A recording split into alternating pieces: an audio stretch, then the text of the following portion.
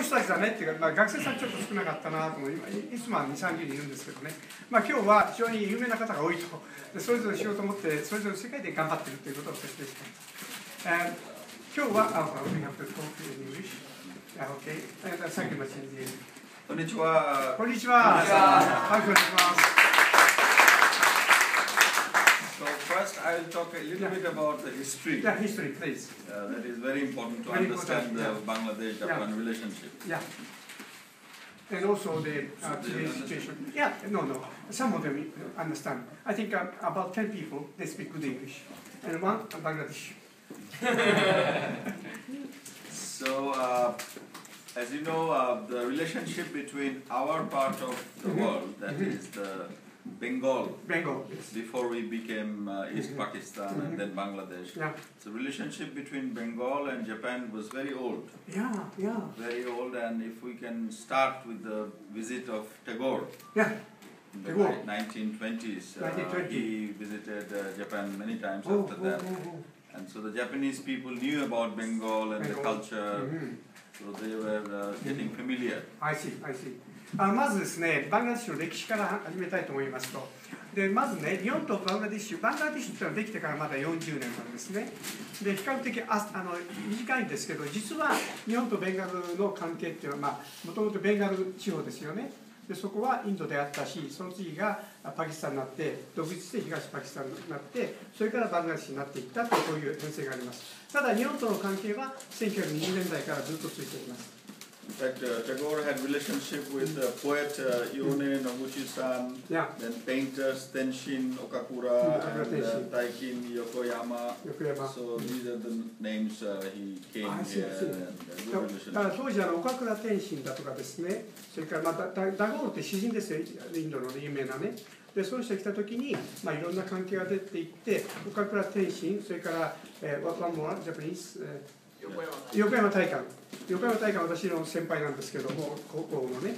でこういった素晴らしい人たちの交流があって、その頃から日本と、当時はインドですけど、今はバングラデシュですね。非常に仲が深い文化的な交流も非常にレベルの高いものであった。And there was a lady from Bengal. Her name was Hariprabha Basu Malik. Hariprabha Basu Malik. She was married to a Japanese Takeda-san. And during the 1930s, 40s, and also during the bombing of Tokyo, she was working in NHK, Bengali department, and she was telling her experience about the bombing. So the people back home, they also knew what was happening. So that was another good connection. 当時ですね、1930年、40年の頃にですね、第一次世界大戦が始まる頃なんですけども、バングラデシュの女性がいてね、日本の武田さんという人と結婚したと。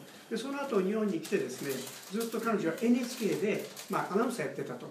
でその頃、1944年でしたかね、東京大空襲があって10万人死にましたね。でその時も彼女いて、その話をずっとね、いろんなところですることによって、日本との関係がね、もっともっと深まってきました。Another Bengali was called Subhash Chandra Bose. Chandra Bose, famous. He was a very popular leader in our part, and he wanted to fight against the British. So he joined the Imperial Army in World War II. He was also from the Bengali area. From our area, not from Bangladesh, but the Kolkata. So the Bengali is very popular and dear to us also. I see. So he was also a bridge between the two. Famous. Nakamura. チャ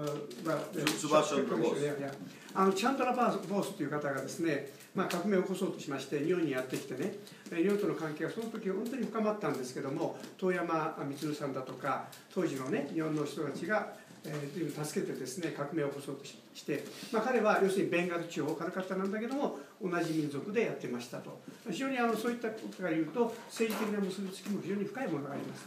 And there was this famous Justice Radha Binod Pal, who was also a Bengali. I see. And after the Second World War, this tribunal. In the tribunal, he was the only person who voted against all others. That's right. So the Japanese people were very sympathetic to us because of all these factors.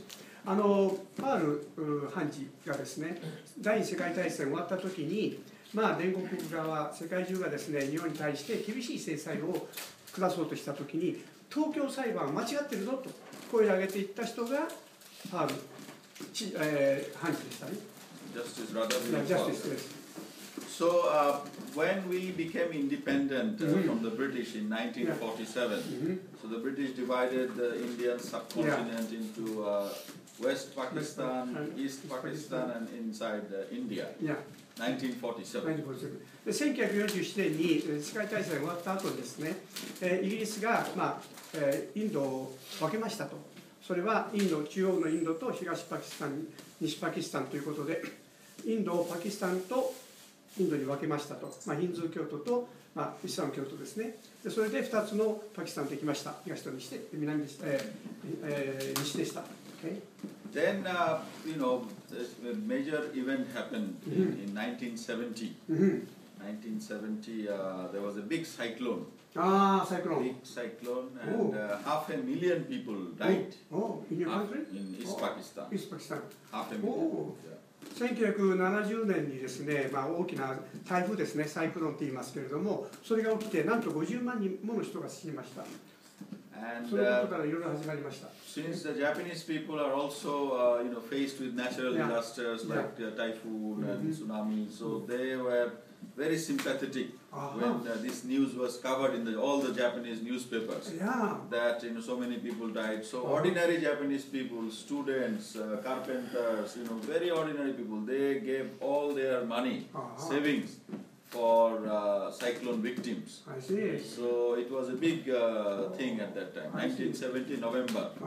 1970年のノベンバー11月ですね、その大変なサイクロンが起きた後に50万人死んだ時に、日本人の人たちはとても優しくて、自然災害、自然の防衛、津波だとか地震だとか、そういう災害に、いつもやられてたから、非常に同情的で、実は若い人たちを中心にですね、お金がどんどんそのバングラディッシュに送られて、非常に自分たちは感謝しております。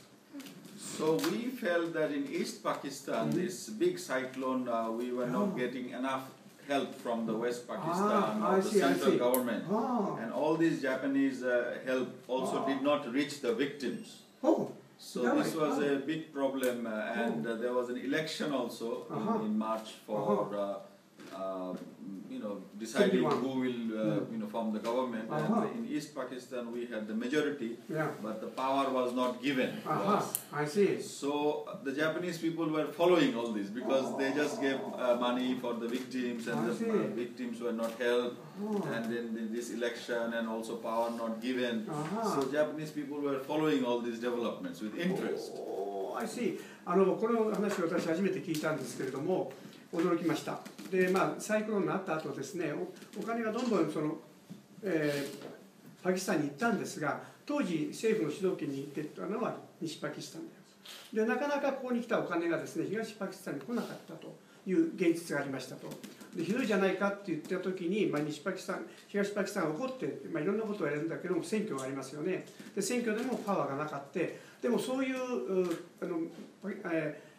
東パキスタン、今のバングラディッシュの事情をよく日本人の方は分かっててね、ずっと自分たちの支援活動をやってくれたと、そういうことをおもんばかっていろんな手を打ってくれたことに対して自分たちは大変感謝しております。So instead of giving power to the majority party of our father of the nation, Sheikh Mujibur Rahman, so they had a crackdown on the civilians on March 25th. So and many people died. And that started our independence war. I see, that's why. で、この方が当時大統領と、今でもね、この写真があちこちに飾られてるんですけども、当時ですね、結局選挙をやって、うまくいかなくなってですね、シビルコントが効かなくなって、軍事的な人たちが台頭してきてですね、そこから独立戦争が始まっちゃったんですって。もともとはサイクロンから始まったんだけど、その寄付行為が自分たちに来ないと、だんだん全部お金が東に来ないんで不満を持っていって、それが助長されて独立戦争につながっていったということです。これ私初めて聞きました。So during the 71 war, 3 million people died. 3 million people died. And because of the cyclone or no, war.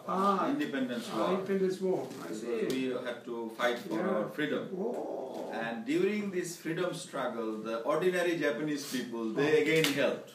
Because they were refugees in India, and all this resource mobilization was done by Takashi Hayakawa-san, MP. He was the main fundraiser to help the Bangladeshis or Bengalis. その後ですね、戦争は激化していくんですけど、なんとこの独立戦争では300万人のバングラデシュ、今のごめんなさい、バングラデシュねの人たちが死んでしまったと。でこの期間に早川さんがずっとこのお金を集めたりして支援をずっと続けてくれたと。戦争の最中も西ではなくて東パキスタンの今のバングラデシュの人たちをずっと日本人の人たちは助けてくれたんだと。戦争をやったり別れたりしてるのは私も聞いてましたけど、こういう秘話があったっていうのは初めてでした。And the war ended, we won the battle 1971 December.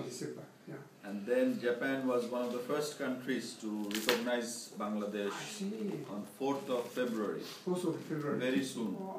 And it was said by Mr. Hayakawa that that was the first spontaneous decision on a foreign policy issue by Japan after Second World War. I see. こういう時ね、独立戦争で本当にお互いに傷つくんですけれども、弱い方、東パキスタンの今のバングラデシュを日本政府は独立と同時にですね、認めてくれたと。国際社会でもう独立を認めますと。これ認められるか認められないかによって全然違うんですね。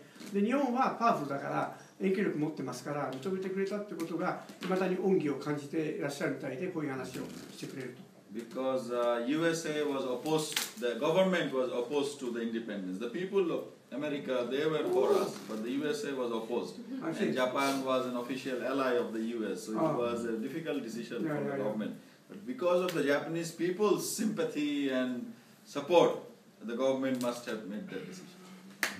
すごい。今の話は、当時ね、日本政府がアメリカ、国としてアメリカは反対であったと、独立にね。でもアメリカの国民はサポーティブ、支援的であったと。で日本の政府は難しい時にアメリカは反対の方向に行ったんですね、政府としてね。で独立を認めたと。このことが自分たちは恩義に感じているということです。And the Chinese were also opposed to us because they were supporting the Pakistan. Sure. I see. で当時中国もね、西パキスタンとの関係が深いもんだから反対したと、独立に。だから唯一日本がその3カ国の中では一番最初に承認したと。I think I appreciate the Japanese government also. 日本の政府のためにはいいことありますね。So then in 1973, the Prime Minister Sheikh Mujibur Rahman visited Japan. Already? 73. で2年後ね、1973年には当時の大統領首相ですね、日本にやってきたと。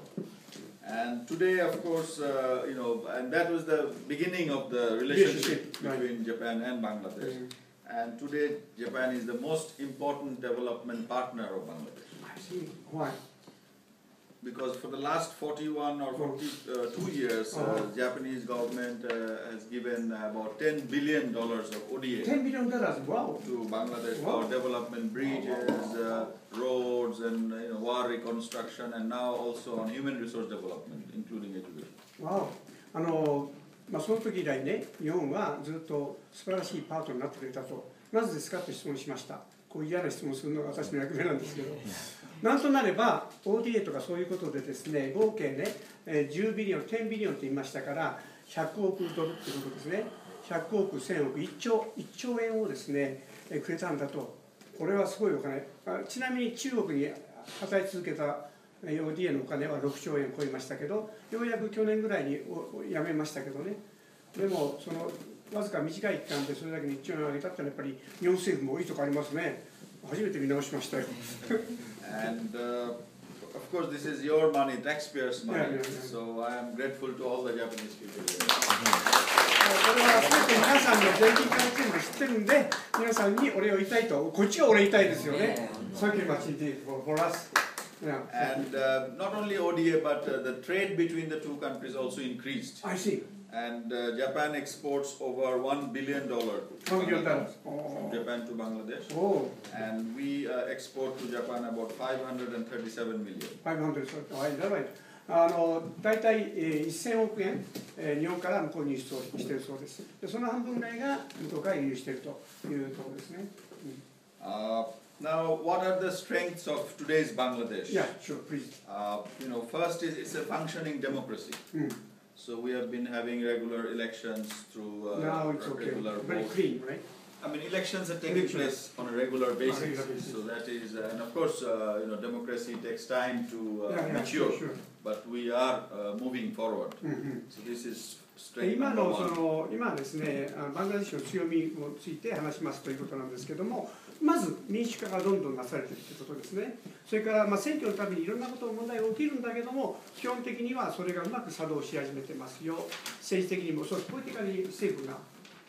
Now we are approaching another election. So I see. A bit of tension, but when it would be? January 2014.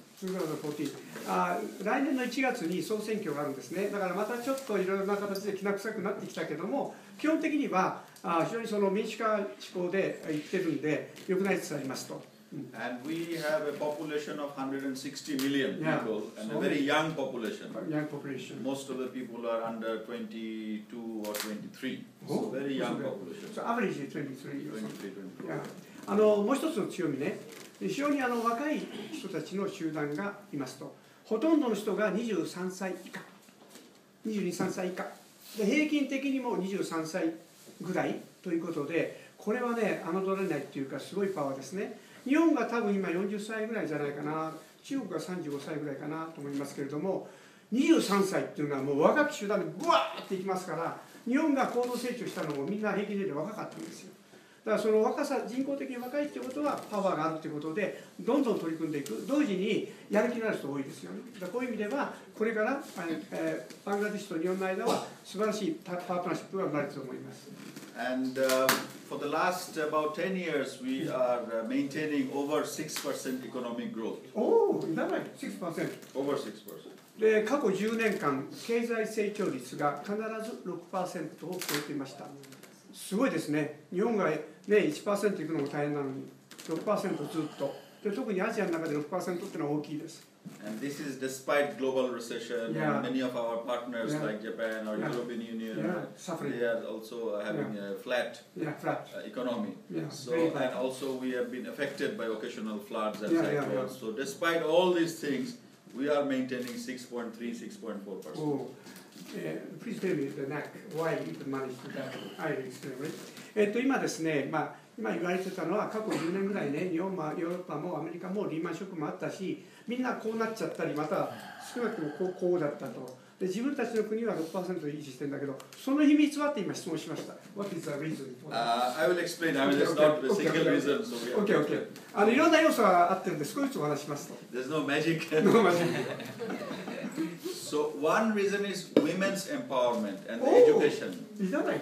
一つは女性がだんだん社会に進出してきて力をどんどんこう持ち始めたこと、これ大きいですね。Very difficult to understand in your country. Because although the majority of the population are Muslims, about 88%, but then people are very moderate and tolerant. I see. And the women education is given a lot of emphasis in the last few years, so that women are also in the workforce. ムスリムの世界では女性が、例えばサウジアラビアの例で話すと分かりやすいんですけども、いろんな職業を禁じられている、出てはいけない、教育も受けてはいけない。こういう世界が非常にあるんですね。で、ムスリムの国はそういう国が多いです。だけどパキスタンについては女性の社会進出だとか女性の教育っていうものをレベルをどんどん上げながら、そういうものにこうしながらだんだん女性が社会に進出し始めたと。だからちょっと他の国とは違うんだよ、ムスリムの国とは。そういうことです、ね。So one sector is the garment sector, ready-made garments. Garment, はい。And Bangladesh is now the second largest exporter of ready-made garments after China. Second largest in the world. 繊維の輸出に頼る国がいっぱいありますね。なんとバングラデシュはいつの間にか、世界で第2位になりましたと。で、中国の月ですね。I think the many Japanese countries, companies are also there. Uniqlo is producing in Bangladesh and many other companies. でユニクロがなんとバングラディッシュでね、バングラディッシュ10年ぐらい前弱かったです。だけど今はねユニクロが工場を持って作ったり、日本の人も私の友達もいっぱい向こうに住んで繊維のことやったりね、やってます。ガーメントインダストリーっていうんですけども、繊維産業が非常に力を持ってきてね、世界に多分そのうち1位になると思います。今の勢いでいくと。And there are 4 million workers in the garment industry. 4 million. And 95% are women. 400万人もその繊維産業の工場に従事する人がいて、95% が女性であると。すごいな。すごい。And in the rural areas, because of the government efforts and also the efforts of many NGOs, like BRAC and Grameen, and the microcredit is also becoming very popular, so that the rural women are taking small loans and doing their own economic activity. So as a result, they are having more power in the decision making of the family. And when women are handling the money, they are more smart. So they are sending their children to the school. So feeding them the right thing, so that the next generation is also becoming productive. Yeah, and also educated, very educated. 今の大切な話なんですけど、実は世界最大の NGO 組織があります。これがブラックと言いますね。でこれはバングラディッシュのもので、実はバングラディッシュ中にいろんな小さな村があるんですけど、どこでもあるのがブラックのオフィスで、この人たちが中心になってやってるんですが、そこにマイクロクレジットって聞かれたことあると思うんですけど、マイクロクレジット、これは少額を農村の女性たち10人集まったら貸してあげるよ、それも例えば1万ドルもいかなくてですね、何百ドルなんですけども、そのシステムがうまく作動して、バングラディッシュ中のその農村、ルーラルライフって言いましたけど、農村のライフですね、アーバンとルーラルだけど、地方の都市の人たちの女性がみんな力を持ってきましたと。で同時に女性はちゃんと家を守る、家庭を守る、男性はいい加減、私も含めていい加減なんですけど女性はしっかりしてるからちゃんと自分たちの子供に教育費を与えると。これが今の若者のベースになっていると、力を持っているベースになっている。And agriculture has also seen a big revolution. We have been successful in tripling our production. Oh, triple from 71 to now. で1971年の当時の農村の、生産量というものがボリュームが今40年間で3倍になりました。拍手お願いします。すごい。Because in 1971 the population was 75 million, and now we have 160 million people, and we are feeding our population. We don't have to import rice and other things. We are exporting sometimes. Oh, exporting already? Sometimes, I mean, a good year if the rain and other things. 1971年独立した当時は人口が7500万でした。で現在1億6000万超えてます。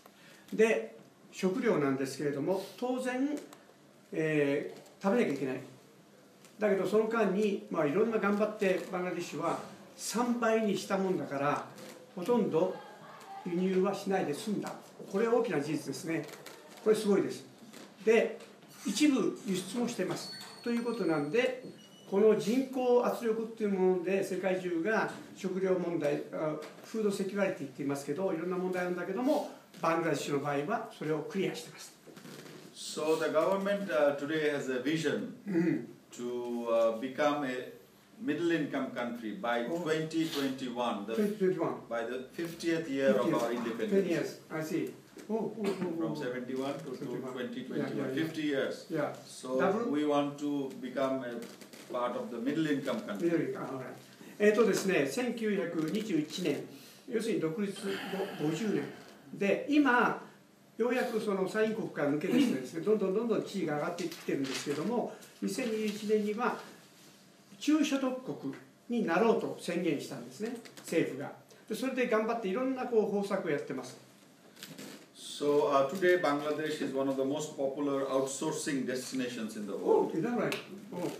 まずですね、バングラディッシュはいろんな国が自分とこの工場をアウトソースする先として、日本は空洞化しちゃいますけども、いろんな国が今までは中国に行ってました。でも現在ではバングラディッシュにどんどん雪崩を打ってですね、バングラディッシュに工場を移転しようと、アウトソーシングをしようとしている、一番最大のターゲットの国になっています。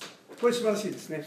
So I've talked about the ready-made garment sector, but there are pharmaceuticals, ceramics, seafood, and software development also. Deファーマスーティカル、これ医療関係ですね。医療関係でも非常に。126 countries. Oh, 160. 126. 125カ国に医療品関係のものを輸出してます。すごいな。Very advanced country now. I don't know, but we are progressing. Yeah, progressing. Ceramics, seafood, software. それからもちろんシーフードとかソフトウェア、特に IT 関係もどんどん今進展してますね。And as I told, the population, the young, dynamic, competitive workforce is increasing with approximately 1 million people each year. それで今ですね、良質の、要するに若くて元気があって非常にイノベーティブでどんどん仕事をやっていく若者で十分な教育を受けている連中、これが毎年100万人ずつマーケットに入ってきますと。だからそういった意味では非常にプロスペクティブというかね、見込み、非常にその明るい見通しだと。And the production cost is low. Yes. And low cost energy, 85% power is generated from gas. Oh, is that right? You are a country generating the. We have some gas reserves. I see. Is that right? 85% of the present power generation is through gas. 現在ですね、エネルギーの高コストっていうのは問題になってくるんですけども、今 85% は全部賄えてます。電力賄えてますということで、天然ガスごめんなさい、天然ガスで作られた電気を使ってます。85%。And we also have some proven coal reserves and offshore gas reserves. それから石炭の埋蔵量がすごく大きくて、それからオフショア、これは海岸海にあるね、天然ガスのリザーブ、天然ガス埋蔵量ですね。これがいっぱい大きな油田が見つかってますと。非常にこの未来が明るいんだと。And because of all these potentials, the City Investment Research and Analysis of the City Group, they have termed Bangladesh as the next 11 after the BRIC country.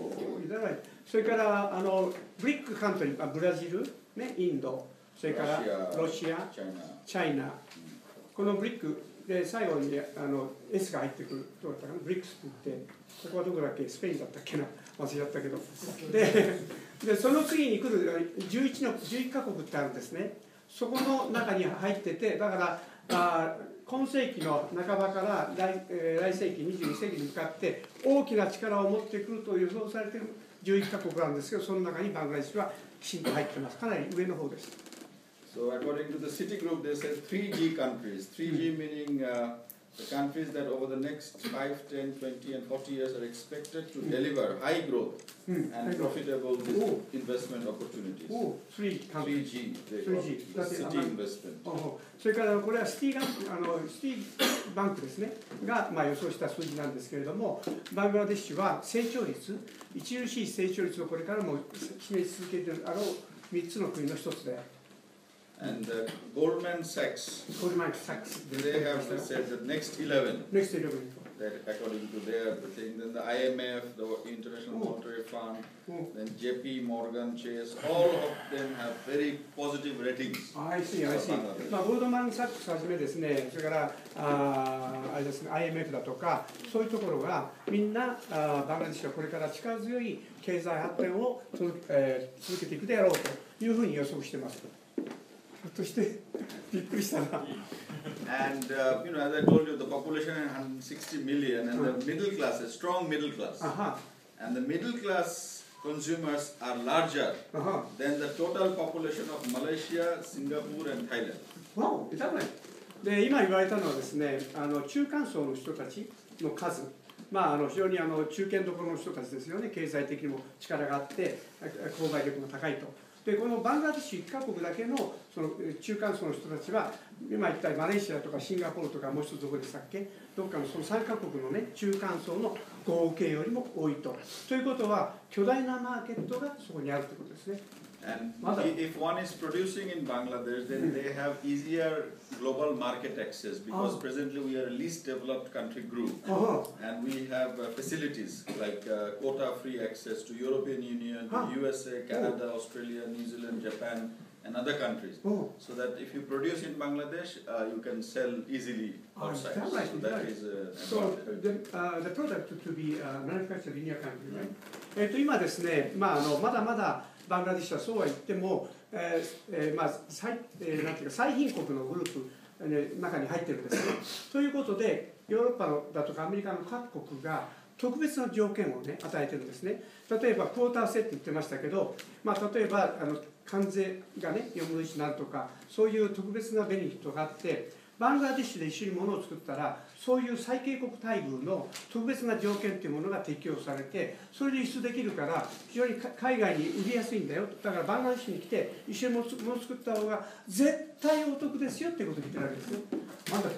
And the location you can see it's very strategic. Here is Bangladesh, India, Pakistan. We have Nepal, Bhutan, Myanmar, Thailand, and very close to China and also northeastern India. So if we can develop the regional connectivity through business, through energy, grids, and also transportation, then this 6.5% economic growth can actually become 7, 8, 9. Lot of potential.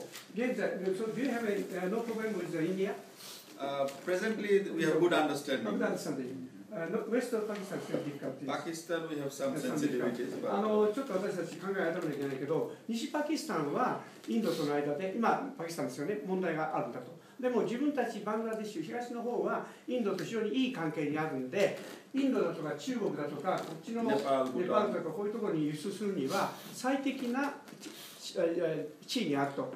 そういった意味で、コネクションが大きいんで、さっとね物が流れていく。で先ほど言った今平均成長率 6% って言ってましたけど、こういうことが実現されると 7%、8% にも数字が上がっていくだろうということを言われています。Because Nepal and Bhutan are landlocked. Landlocked です。And also the northeast India. So if we can develop the deep sea port here, so they can all use our port, and then the trade will further increase. Actually, you are going to the deep sea port. Seaport? And Dhaka? No, in the coastal area, deep sea. Deep sea. In the sea. And JICA has done the feasibility study for the deep sea port. 現在ですね、ダッカの近くなんですけれども、港をね深く港の底を深くすると大型船が入ってこれるんですね。でそうすると今言ったブータンだとかネパールとかそれから北インドの一部はランドロック、要するに、土地に囲まれた要するに、内陸国であると。そこに持っていくためには一番バングラデシュが最適な位置にあって、バングラデシュを経由してブータンだとかネパールだとかそれから北インドにも物が流れていくと。だからこれから注目で JICA がすでにその港を深くする、プロジェクトを今手がけて調査をどんどんやっているところですと。So the government is also giving a lot of incentives and facilities for foreign investment in different sectors. I see. So many incentives. Incentive. I see. If somebody is interested, we can share that later. I see. So it's a good benefit for the Japanese government, right? For any investor, foreign investor. 実はですね、インフラをはじめとして海外の企業に対していろんなそのインセンティブ的なねものを与える。まずタックスエグゼプトっていうか、会社作ってから何年間かは非常に安く、ほとんどタダの場合もありますけれども、数%で済むような税金を納めるのは非常に少なくていいと。だからこれからいろんな産業を問わずにどんな産業でもバングラデシュに来て会社を始める場合には非常に素晴らしい条件的なものを与えられるので、ビジネスがどんどんできます。だから皆さん今がチャンスですよということですね。わかりましたか？拍手じゃ。And JICA, Japan International Cooperation Agency, is cooperation in building transportation, electric power, and other infrastructure, and also assisting in stimulating the private sector, and now also providing assistance in basic education, healthcare, rural development, governance, and disaster management. 日本政府がですね、鉄道、それから道路、それから教育関係、それから交通機関の、さっき言いましたね。大体全部言いましたけど、そういうところでどんどん援助してくれてるし、新しいシステムっていうものを、実施しようとしてますと。だからこれからね、本当に発展するなと思いますが、一番大事なのは政治的に安定していることなんですけども、ちょっと問題がねありましたけども、選挙が終われば、おとなしくなっていくだろうということで、非常にブライトフューチャーというんですかね、で今がチャンスだと思います。でこういうまたね、大使が非常に熱心なんですよ。こういう大使がいらっしゃるときに一緒にどんどん協力関係が発展していく。I think while you are Excellency being here in Japan, we can develop. Yeah, because you are so powerful, energetic. And Japan External Trade Organization JETRO has an office in Dhaka to assist. ジェトロが、向こうからの輸出をね、どんどん手掛けてるんですけども、ダッカに事務所があって、でどんどん応援してるんで、安全であると。JICA also there. Yes, and almost all trade house. Big Marubeni, Mitsubishi, Sumitomo, everywhere. で大きな大手の企業、商社をはじめとしてですね、大きな企業がどんどん行ってると。By the way, the railway. Already project is going on? Metro rail. Metro. Oh. Because traffic is a big problem in the big city. So Japanese government just signed a deal in Dhaka city. Dhaka city. Metro rail. Already? The project has been signed, so work will start soon. I see. ダッカに私5、6回行ってるんですけども、非常に交通が混雑しててですね、なかなか行きつけないというところあるんですけども、なんと日本の援助でもってですね、地下鉄が建設されることに、when it will be completed? It will take 5 to 6 years. 5、6 years、5、6年だと。ただもうちょっとかかるような気がしますね。本当。で、ハイウェイalso. Highway is, I mean, Japanese assistance is everywhere, bridges, and recently they signed to make 3 bridges. Oh, 3 bridges! Wow! 今まで橋だとかね、橋梁ね、たくさん日本は作ってきたんですけれども、今また新しい巨大な橋がですね、3カ所できる予定で進行していると。だから本当にね、日本政府を挙げてですね、また民間のね、経団連はじめとして、本当に今、ガーッとバングラデシュに向かっているところですね。だから皆さん、こういう時にですね、チャンスがありますから、ぜひ行ってみましょう。私も3年ぶりに行きたいなと思ってます。But you said that what is the strength? Yeah, strength. The strength is the people. People. People is the strength, and whenever the tourists go to Bangladesh, they see many things. You know, we have many natural beauties, like many countries, some historical places. But when they come back, I ask them, what did you like the most?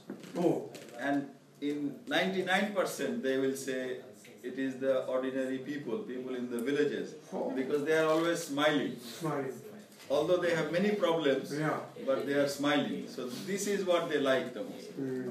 I see. 私が最初にね、バングラデシュの強みって何でしょうかって聞いたときに、今回答を出しますと、それは人々の優しさであり、友好的な態度である。で、日本の人たちがいろんなところに行きますね、バングラデシュの。で、村とかあちこち行くんですけども、でみんな魅了されて帰ってくる。何が一番良かったんですか？バングラデシュの人たちだと。もうとてもね、優しくてフレンドリーで楽しんできたということ。実は私が息子みたいに思ってる池田洋一郎君っているんですね。で、彼は財務省で、キャリアで頑張ってるんですけれども、手を挙げました。で、世界銀行、ワールドバンクという手を挙げたんですね。普通ワールドバンクって言ったら必ずワシントンに行くのが当たり前なの。ね、日本の人はほとんどそう。ところが彼はバングラデシュに行きました。My son went to he passed the exam of the World Bank. But normally they would go to the Washington, but he intentionally wished to go to your country, Bangladesh. So I also encourage the young people of Japan, the students, to go to Bangladesh and see how they are doing things. There are many volunteers. There are JICA volunteers altogether, about more than 1,000 for the last 40 years. So they will be celebrating the 40 years commemoration. So many volunteers, every year 70, 80 Japanese go as volunteers. But we would like to encourage more Japanese young students to go and visit short term, maybe 2 weeks, 3 weeks, and see for themselves that these people, they don't have many things, but they are struggling and they are still making it happen. But in Japan, you have everything now, today's children. But still they are not very happy. No. Sometimes they are depressed. Sometimes they have problems. Yeah, So sure. once they go to Bangladesh or other developing countries and they come back, then they will appreciate more what they have here. So this is the reason I tell. ですね、今、大使が言われたこと大事なことなんですけども、若者がね、毎年70人、80人の人たちが行って、ボランティア行って、いろんな活動をしてきましたと、実は私の仲間もいっぱいここにいるんですけどね、今も活躍してます。で、一番大使が言われたことは、若い人たちにですね、ぜひ2週間、1、2週間、バングラデシュに来てくださいと、そこでいろんな村行ったり、あちこちで話をしてくださいと。そうすると自分たちがいかに恵まれているかということに対して気づくでしょうと。で、バングラデシュの若者はいろんなものはないです、持ってません。非常に貧しい、まだね。だけどパソコンなんかも本当に夢のまた夢みたいなところだけども、そういう人たちに触れ合うことによって日本人の人たちが自分の世界における位置、立ち位置というものが分かって、自分たちがどれだけ恵まれているのか、世の中にはこういう人たちいるんだと。で、一緒になって仲良くなるんですよ。だから見せられちゃうんですけども、日本の若者を見るとそこに居場所があるということですね。日本にいるとなかなかこの自分の存在価値というのは分かりません。で、自分が一体何者かも価値も分かりません。でも向こうに行くと自分の存在というのが分かって、そういう人たちを手と手を取り合って何かやることによって新しいものが生まれていくってお互いが元気になってしまう。だから日本の若者に毎年2週間でいいからね、ぜひ行ってほしいと言いたいんだということです。I do appreciate what you mentioned. And with Sensei, we are trying to develop more exchange between the students of Bangladesh and Japanese students. As I promised, Your Excellency, to newly establish the Japan Language Bilateral University Students Association, I definitely gather and then bring together. So we will need your continued support and understanding. Yeah. 私は大使とね、ずっとブルーアース 3.0 という番組で対談して、それをアップしましたけれども、ぜひまた見てください。で、やっぱり私たちに気づいてない世界というものがまだ世界中にあってですね、特にバングラデシュというのは非常にお互いにうまくいってるんですね、日本人との間ね。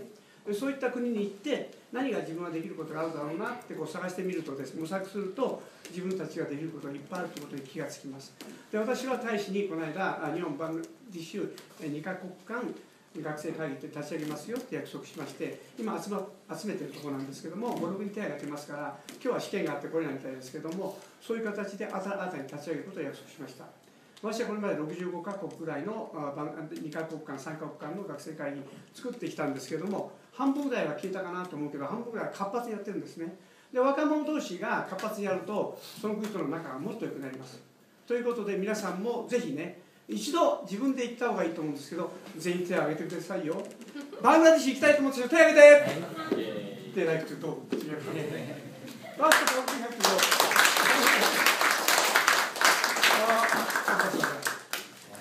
ょっと待ってね。もう一回言ってね。質問ある人、手を挙げて。質問。はい、どんどん質問しましょう。どうぞ、正隆さん、どうぞ。I appreciate your country very much. I traveled your country last year, and I met many Bengals. They have everyone have a smile, and many kids surround me. Not only one circle, double, triple, counted circle surround me, but I never feel threatened or criminal. Yeah, they just how say watch me. Like watching panda in Venom. So this is treasure of Bangladesh. I think I understand. And my friend Yoichiro Ikeda-san, he said is feeling same. When I asked him before I visit Bangladesh, he easily answered yes. The treasure and why I was in Bangladesh is people and their smile. And this few months, your country met a very bad situation now, and we, someone who knows Bangladesh, is worried about the future because this kind of confliction can be the very strong and deep source cease of confliction for keeping to the future and changing the mind and smile of people. So we Japanese want to support Bangladesh to be a smile country forever, and we want to support and we want to learn smile from you. So how do you think about what we can support your country to keep smile? Keep smile. Buy more Uniqlo clothes. ユニクロのさ、もっとユニクロの繊維買ってくれよと。あれはほとんど今バングラデシュで作ってますから。No, I appreciate his comment. His observation is very cute. Yeah. And you have to understand the people of Bangladesh is a little bit different. Yeah. They are more emotional, they are very expressive, they are very politically very active. I see. So here in Japan, if you have election, the campaign starts very late, maybe 1 week or 10 days. But in Bangladesh, as I said, that already everybody is in the election mode. I see. So everybody is a little excited. And that's why we see all these street agitations and hartals or these blockades and other things, which of course not good. But I believe that once the election date is announced and the opposition and the government make some basic understanding about the form of the, there's an issue called caretaker government, so they are not agreeing. So these are all political posturing. Of course it is damaging to the economy and many people, many friends are worried. Yeah, we are worried also. That is understandable. But I think it will pass, maybe a few more months, and of course once the election is actually taking place, then this will automatically, because people are too excited right now, but this is temporary, I think. 今ね、最後に大使が言われたのは、選挙の時ね、すごく熱くなるんですね。これインドも同じなんですけど、ものすごい熱くなって、もう広角が飛ばしてガーってやるんですよ。時には殴り合ったりなんかするんで、ちょっと過激なんだけど、非常に感情的っていうかね、熱い人が多いんですね、バングラデシュはね。だからそうなるんだけど、一旦選挙が終わって、お互いに、敵味方同士ね、保守党、野党、これ一緒になってまたね、セットメントしたら、落ち着いたら、また平和に戻るんだと。だからあんまり選挙の時のね、あれは、気にしないでねと言うんだけど、そういうことですね。とてもこれからね、日本と一緒にやっていくことはたくさんあります。じゃあ、秋山さん、ちょっとなんか質問したいんじゃないの？そんな顔してる。それから、林さんもなんか質問ね。はい、どうぞ、林さん。医療ちょっと聞いてみよう。医療。I'm from Road Pharmaceutical. Road Pharmaceutical Company. We have been doing business in Bangladesh more than 2 years. So, yes. 本当、2 years。ロート製薬さんは2年間今バングラデシュで活動してるそう。More than 2 years. 3 years now. So we are, how can I say, we feel very familiar with Bangladesh. So なんか質問難しいな。They have some difficulties to further develop your business in your country. So she needs some supportive ideas. Is it okay for her to come to your office? 大使館訪ねてきてください。で、うまくいってないの知ってるから、聞いてるから、頑張ってみましょう。いや、名刺。大使と名刺交換したい人ね、どんどん言ってくださいね。はい、秋山さん行きましょうか。秋山さん。Thank you very much. Very impressive speech. And I have a question about the people in your country. What they really want to do? What really the passion or demand to the world for the world? Please. Thank you. Good question, because I did not cover that aspect. That, as I told at the beginning. これ後で言ってくださいね。ブルーアンス 3.0 の私の番組です。That Bangladesh is a majority are Muslims, but we are also very culturally minded people. So we love singing, we love dancing, we love painting. So that is the passion of the people in general. I see. So in fact, in 71, that was one of the reasons. It was not just political occupation or political domination. It was also cultural domination. I see, cultural domination. And also, so we wanted to be free of all cultural activities. So that is a big passion. And like many other countries, basically the people, they want to do some job, they want to earn some living, a decent life. And after that, they want to spend some time on cultural activities. I see. Cultural activities are very, very dear to us. 今、大変いい質問されたんだけど、バングラデシュ人の情熱ってどこに向かってんのっていう話だったんですけど、実はバングラデシュはモスリムの国なんだけど、非常にその文化的なね、マインド、心を持ってて、やっぱり文化が大事なんだと。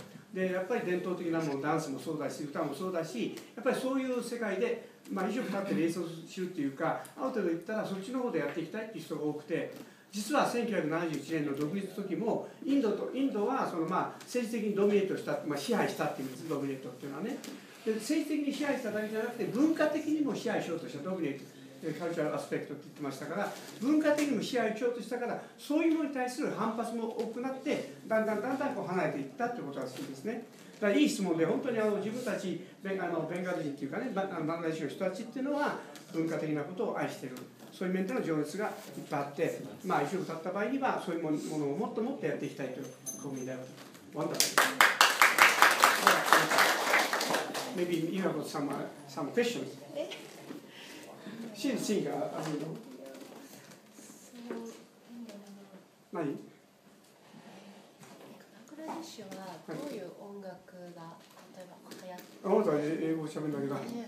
Well, she wonders what kind of pop music is Yes, everything. We have traditional music, rural folk music like Japan, and also the young children or the young kids, they are in the pop music or rap or heavy metal. Heavy metal also?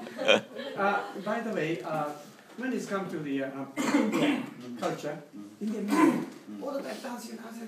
Is it different? Little bit different. I see. They go like this, not like that, or like that. It's more traditional. インドの映画見るといつも踊りまくってるじゃないですか。もうちょっとバングラデシュは伝統的な踊りをすると、もうちょっとエレガントということですね。はい。なんか紹介質問したい人どうぞ。いない？ OK、じゃあどうぞ。はい。食べ何食べてるか。What you are eating? Rice. お米だよって。お米なんですよ。 Rice and fish, like Japanese people. Fish. But fish with cooking, curry, fish curry, not the sashimi type. No, curry, right. But chicken and beef and vegetables, everything else. By the way, every year your country land flood is all the time happening, and 40% of your land covered by water. And that is our, I think, problem also to solve together. Would you please tell me something going on? Not every year the flood would be that bad, once in 2 years, 3 years. And some flooding is also good because it brings alluvial soil, so it recharges the soil. So every year, immediately after the flood, the production is even more. Is that right? And initially we had some difficulties. A lot of people died because of flood. Now with good disaster management technology, we have minimized the death. So we have many shelters, flood shelters and other shelters. So now we are better equipped to deal with floods. ですね、今お聞きしたのはちょっと嫌な質問したんですが、毎年のように過去はね、大洪水が起きてました。大体 40%、国土の 40% がやられてしまうということだったので、今聞いたらそんな悪い年っていうのは大体 2、3年に1回ぐらいで、大体は非常にね、最近では要するにコントロールする技術、災害コントロール、洪水、コントロールシステムがうまく出来上がってきて作動してて、昔はたくさんの大勢の人が死にました。だけど最近はどんどん死ぬ人の数も少なくなっているし、洪水の大きさも小さくなっています。I understand. So, and also we understand big bank to escape. Right. それからよく土手だとか高台を作ってありまして、そういうところに逃げ込むということもどんどんやってますから、そういう意味ではね、またいい感じになってきてます。なんかそういう人、なんか質問ありませんか？質問何かな。He's how to say account。なんか質問ある。お、そっち。じゃあ向こうから。じゃあ前の人から。あの人先に手挙げたから。Mr. Ambassador, it's not a question actually. Today I learned a lot about your country. I'm really interested in your country.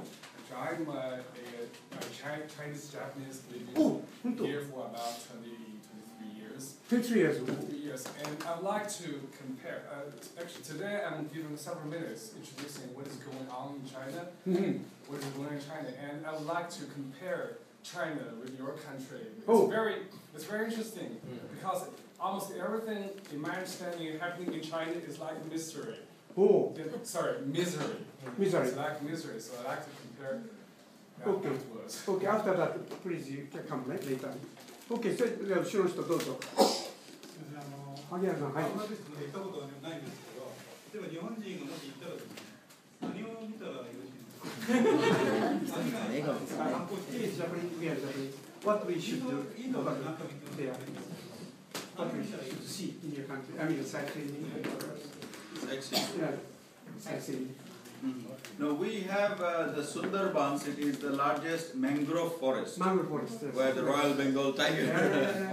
And then we have a longest natural beach. Natural beach. Unbroken. Unbroken. This is Bazaar. Yeah, longest natural beach. チッタゴンの下の方にですね、すごい海岸線の砂浜がきれいなところあるんですね。それからマングローブの林があって、マングローブすごくいっぱいあるんですけどね、そういうところに、例えばタイガーが、ベンガルタイガーがいるんですけど。And also there are number of Buddhist monasteries. 当時ね、仏教王国が昔あったんですで、それの建物ね、建築が素晴らしいものがいっぱい残ってるんです。These are UNESCO World Heritage Sites. ユネスコの世界遺産がいっぱい残ってるんですね、仏教。今変わっちゃいましたが、昔は仏教だったんですよ。16世紀ぐらい変わってる。Have very nice tea gardens like Shizuoka more flat, but we have more hilly tea gardens. The Japanese will love it. 日本人がとても好きなお茶の山があって、で静岡みたいなんだけど、ぜひ見に来てほしいと。OK、何か他にありますか？ちょっと今、補足させてもらっていいですか？思っている以上にバングラデシュはですね、不便な国で、公共交通とかをですね、どうやって使ったらいいかまるでわからない。英語が通じません。だけれども、ベンガル語喋れないと全然ダメなんですよ。で、じゃあどうしたらいいかって言ったら、実は日本人が全然いないもんですから、JICA とかジェトロの人が直接案内してくれます。JICA、ジェトロピープルで、そういう人につながることは直接連絡してもいいので、そういうことをして、案内してもらうと、彼らのプロジェクトを見せていただいたり、そういうことも可能ですので、また彼らのやってる e エデュケーションなんかも見せてくれっていう話で、結構彼の村にもう100名以上の日本人の学生に訪れてます。あ、本当？はい。His village. Last year 107. あ。Last year 渡辺美希の一派なんかも来てますし、ベネッセとか。はじめまして。はじめまして。私はマヒと申します。アンバサダースピーチ、where? In Chatpur. Actually, we started for district Chatpur, Mushigans, Manipur, Changai. So you use the steamer? Yeah, right now we have a for school in Chatpur and using steamer, especially the small ship. Oh. And a very expressing and how can say very interesting visiting. They already visited there. Please guys more. ぜひ頼ってください。彼がアレンジしてくれたおかげですごい快適な旅でした。あ、そうなの。我々がですね、取ろうとしていわゆる二等センスに泊まるっていうのは我々には不可能な状態で衛生環境とか含めてですね、ちょっと無理な状況だと思います。なので、彼がアレンジした例えば特等の泉質を別で取っておいていただいて、トイレも我々用に1個別で鍵かけて取ってくれるとか、そういう日本人の気にする衛生の部分とかですね、しっかりやってくれたりして、そういうアレンジをしてくれるので、もちろんそうじゃない現場に飛び込むのもいいんですけれども、交通環境の劣悪さは本当に素晴らしい状態。カオスって言葉の意味を知りたかったら多分、だから分かると思います。If you wish to know meaning of chaos. Go to the Bangladesh. Especially for the transportation. I think this school is also chaos. あともう一つですね、甘いって言葉の意味もですね、スイートって言葉の意味も向こうでミスティってのがあるので、それを食べると、あ、甘いってこういうこと言うんだなっていうのはよくわかると思います。スイート。言葉を失う甘さです。そんなに甘い。いや、そこはって感じ。いやもう甘いがもうひたすら全身を全身をミスティは多分乳糖かなんかが噛むとじゅわってこう染み出てきてですね。だからアメリカの菓子パンを甘いという表現するじゃないですか。目じゃない。本当甘いんだ。何か他にいますか質問。じゃああなたゆるキャラの話をしましょう。はい。ありがとうございます。どんなアニメ、日本のアニメは、人気ありますか？ There are some new artists coming up. I just read today 3D animation just read today. So they are also coming up. Maybe a little slow compared to Japan, but I think. あれいいんじゃないの？そうですね。はい。There's a famous animation movie named One Stormy Night. And this character, animation, introduced in the G8 magazine. That was 2008 and 9. One page allocated to this movie animation. And we are presenting to donate to some country. So we talk about that later. まだまだね、大したあんまりそういう詳しくないんで、ぜひ習いたいねと。だからまあアニメのね、やる場合には大使、マグシはちょうどいい相手だよね。まあお金にはならないけど、やっぱり、友好関係を築くには一番いいなと。で、いや、本当にね、これが大事な国、貧しくて発展途上国に対してね、タダで提供しようという放映権を、そういうことを今ちょっとやってるんです。これでパレスチナとイスラエルに行ってきまして、その今動きをやってると思います。まあワンストーミーナイト。Next time. ベンガル語で。ベンガル語で、ベンガルなんで。ああ、そうね。If it's possible for Your Excellency to ask Japanese Foreign Ministry to translate into your own Bengalian language, they could do that. And then we can change the own conversation into the Bengali. It takes maybe 1 month or so to translate. Then we are ready to donate to your country. This is the biggest hit in Japan, this movie, animation, because introduced in G8 officially. So one of the tip-top animation. OK. じゃあ何か質問なければ、これで、それでね、Thank you much.